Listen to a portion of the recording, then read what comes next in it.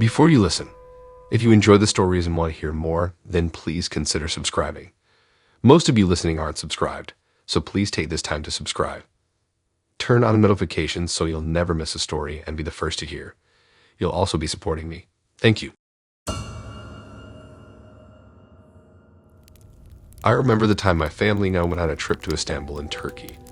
It was supposed to be an exciting adventure, exploring new sights and cultures, but things took a dark turn once we arrived at our hotel. We had booked a small, cheap hotel in the heart of the city, as we wanted to save some money for other activities. As soon as we arrived at the hotel, I could tell it wasn't the most luxurious place we've ever stayed in. The walls were peeling, and the carpets looked like they had been there since the Ottoman Empire. The bedsheets were old and scratchy, and the bathroom had a strange smell. Despite the uninviting appearance of the hotel, we had no choice but to stay there since we had already paid for our reservation. We settled into our room, but as soon as nightfall arrived, things got weird. I was lying in bed, trying to fall asleep when I heard footsteps outside my door. At first, I thought it was just someone passing by, but then the footsteps continued, and they seemed to be getting closer to my room. I got up and went to check. When I opened the door, there was no one there. I shrugged it off, thinking maybe it was just my imagination, but then it happened again. This time, the footsteps were even closer, and I could hear breathing as well. I opened the door quickly, hoping to catch whoever was making the noise, but once again, there was no one there. I tried to go back to sleep, but the sound of the footsteps persisted. It was like they were circling around my room, and the breathing grew louder with each passing moment. I was too scared to leave my room, so I just sat there, huddled under my blanket, hoping it would all go away. But it didn't. The footsteps continued all night long, and I didn't get a wink of sleep. The next morning, I told my family about what had happened, but they didn't seem to take me seriously. They brushed it off as just my imagination, but I knew what I had heard. The next night, the same thing happened. I heard the footsteps outside my room, and once again, I opened the door to find no one there. This time, I decided to stay up and wait for whoever or whatever was making the noise. As the night went on, the footsteps got louder and closer. It was like they were right outside my door, but once again, there was no one there when I opened it. I started to feel like I was going crazy. Eventually, morning came and the footsteps stopped. My family still didn't believe me, and we continued our trip as if nothing had happened. It would be an understatement to say that something was off about that hotel. On our last night at the hotel, the footsteps continued, and I knew I couldn't take it anymore. I was exhausted from the lack of sleep, and my nerves were frayed. It was clear that the footsteps were coming from outside my door, but when I opened it, there was no one there. I tried to ignore it and go back to sleep, but the sound of the footsteps persisted, growing louder and more frequent. I decided to investigate and opened the door to my room, peeking out into the dimly lit hallway. At first, I couldn't see anything out of the ordinary, but as I stepped out into the hallway, I noticed something strange. The carpet had a strange texture, almost like it was wet or sticky. It made a squishing sound as I walked on it, and the smell was overpowering. I followed the sound of the footsteps, which seemed to be coming from further down the hall. As I walked, I realized that the squishing sound was getting louder and more intense. I couldn't see anything in the dim light, but my senses were on high alert. Suddenly, the sound stopped. It was as if the footsteps had vanished into thin air. I looked around, but there was no one in sight. The hallway was empty, and the only sound was the squishing of the carpet beneath my feet. Eventually, I went back to my room and drifted off to sleep, but it wasn't a peaceful rest. I had a nightmare that I was in the hotel room, and there was something standing in the corner, watching me with bloody hands. It was clapping and singing in Turkish, but I couldn't understand the words. I woke up in a cold sweat, my heart racing. The dream had felt so real that I had to remind myself that it was just my imagination running wild. However, the feeling of being watched persisted. We left the next morning, and I was so relieved that nothing else happened in that wretched hotel. When my family decided to book a vacation at a haunted castle in Wales, I was thrilled. As a horror fanatic, I couldn't wait to experience the eerie atmosphere firsthand. But I didn't realize just how frightening it would be until we arrived. The castle was enormous, with winding staircases and dimly lit corridors. Our room was located in the oldest part of the castle, which made me both excited and nervous. I couldn't wait to explore, but I also knew that the history of the castle was steeped in mystery and tragedy.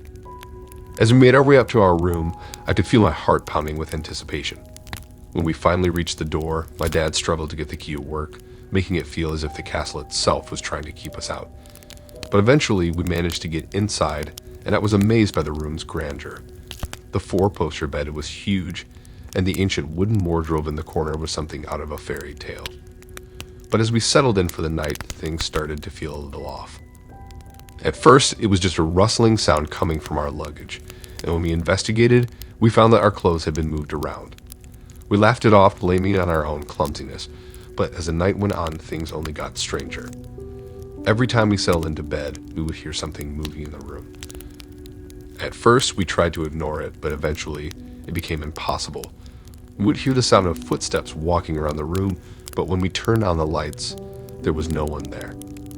It was as if the ghost of the castle was playing tricks on us, moving our belongings and making noise in the dead of night. We tried to rationalize it, but deep down, we knew that something was off. As the night went on, the activity only intensified. We heard knocking on the walls and doors, and the sound of something scraping against the floor. It was as if the ghost was trying to communicate with us, but we couldn't understand what it wanted. At one point, my mom even claimed to have seen a ghostly figure standing in the corner of the room. She described it as a woman in a long white dress, her face obscured by a veil. We all laughed it off, but I could tell that we were all a little bit unnerved. We tried to sleep, but it was impossible. Every time we closed our eyes, we would hear something moving or see a shadowy figure lurking in the corner of our room. We were terrified, but we didn't want to leave. We'd come all this way to experience the haunted castle, and we weren't going to let a few bumps in the night scare us away. Finally, as the sun began to rise, the activity died down. We were exhausted and shaken, but also exhilarated by the experience. We had survived a night in a haunted castle, and we had the stories to prove it. Over breakfast, we excitedly recounted our experiences to the other guests at the castle. It turned out that we weren't the only ones who had experienced strange occurrences during the night. One couple claimed to have heard singing coming from the walls, while another had woken up to find that their shoes had been neatly lined up in a row at the foot of the bed. We spent the rest of the day exploring the castle, admiring the ancient tapestries and exploring the hidden passageways. But as night began to fall, the fear started to creep back in.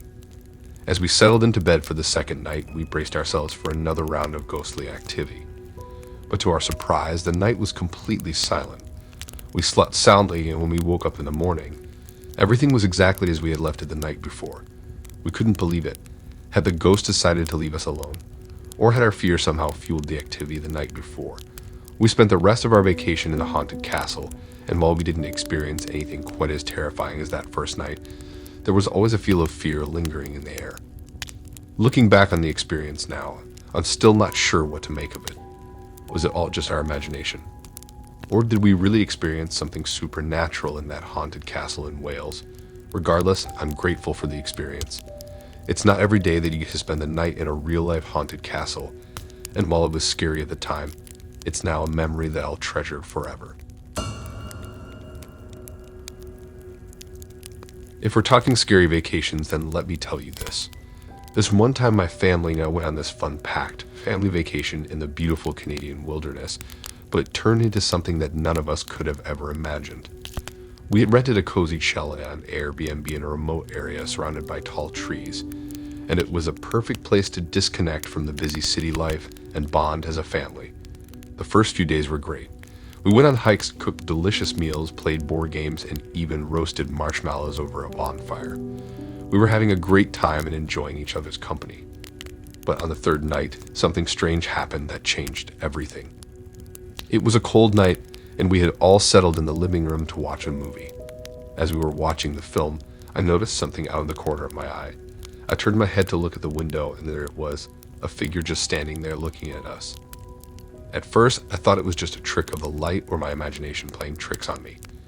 But as I looked closer, I could see the figure more clearly. It was tall and slender, with long arms and legs. Its face was distorted, and I couldn't make out any features, but it was definitely humanoid. I was frozen in fear, and I couldn't even speak to alert the others. I just sat there, staring at the figure through the window. After what felt like an eternity, the figure turned and walked away, disappearing into the darkness. I finally snapped out of my daze and turned to my family. I asked them if they saw what I just saw, and my voice was trembling. They all looked at me with confusion, and I realized that they hadn't seen anything. I tried to explain what I had just witnessed, but they all dismissed it as my imagination playing tricks on me.